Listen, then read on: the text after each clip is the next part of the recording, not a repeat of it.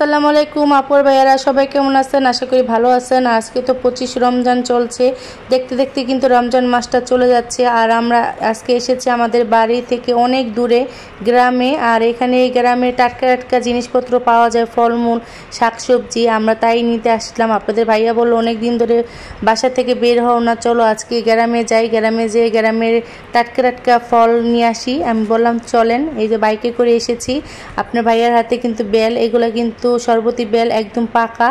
আর এগুলো নিয়ে আসলাম। আর এই যে 1 কেজির মতন প্রায় আটা নিয়েছি।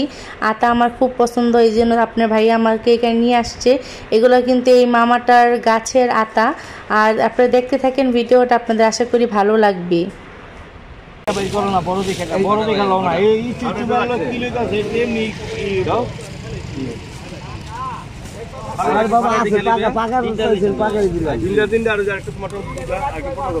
কেরানে বুঝো না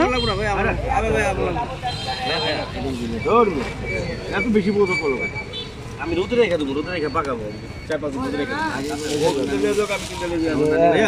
ছাদে রোদে না ভাই, সব দিন তাও নিতে পারেন না আপনার দোল পাকা কই পাকা করে যা।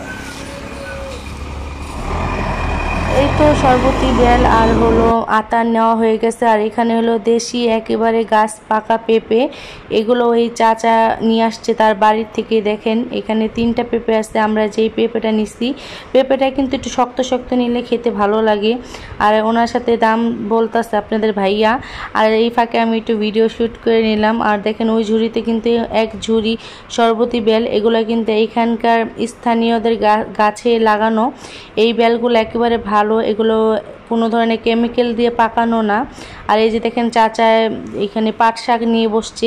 যে যেখানে যতটুকু লাগিয়েছে ওইখান থেকেই ফল, শাক, সবজি এখানে নিয়ে আসে বিকালবেলা।